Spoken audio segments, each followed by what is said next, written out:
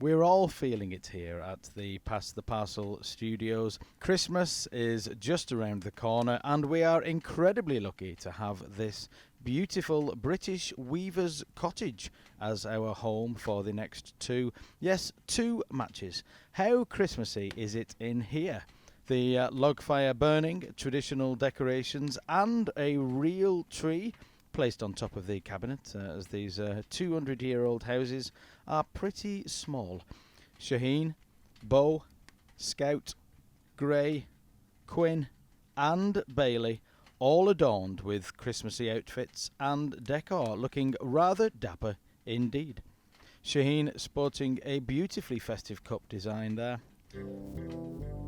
And the Christmas music begins. Token sleigh bells too as the parcel moves around the group. Scout to Gray, on to Quinn. I'd like to take the opportunity to wish peace and love to everybody out there, regardless of whether you celebrate Christmas or not. Peace and love. I'm starting to sound like Ringo Starr now. Apologies for that. Bo with the first unwrap and a blue festive bauble tin thing. Straight back in play. We have a slightly different format over this week and next. One parcel, 12 layers. We will still be opening 6 layers this match, with the remaining 6 featuring in next week's episode, which is the second of this 2-part special. This week's 6th prize will still count as a final prize, of course, and go towards the weekly totals. In fact, the more I talk about it, the more I'm convinced that maybe these aren't actually specials at all. Simply the location team too lazy to source a second location for next week. Anyway, timely stop for the music there. Gray taking layer 2 and revealing a toy rhino. No messing about here, straight back in play. I know we were promised some footage of the competitors putting up decorations, and here we are. Scout actually inside the tree, attempting to attach a stuffed reindeer to a branch. Shaheen contemplating the knife-edge watering tolerance of the poinsettia, how do you say that?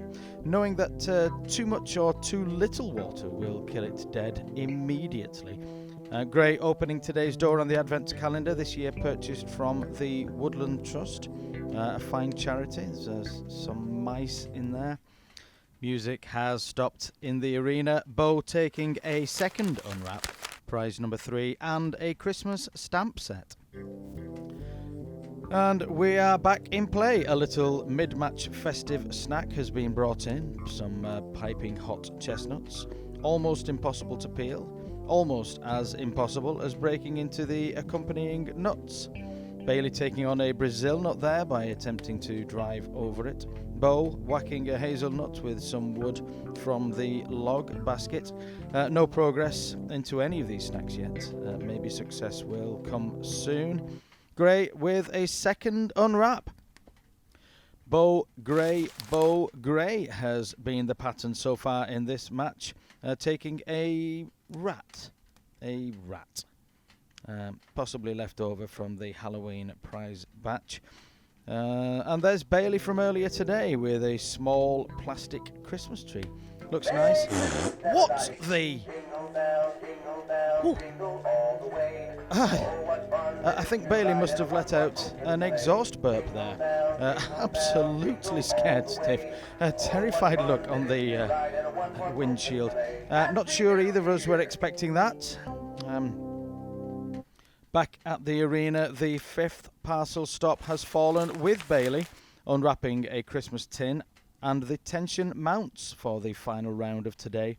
Proceedings paused for a few seconds as festive candles are brought in to decorate the playing arena.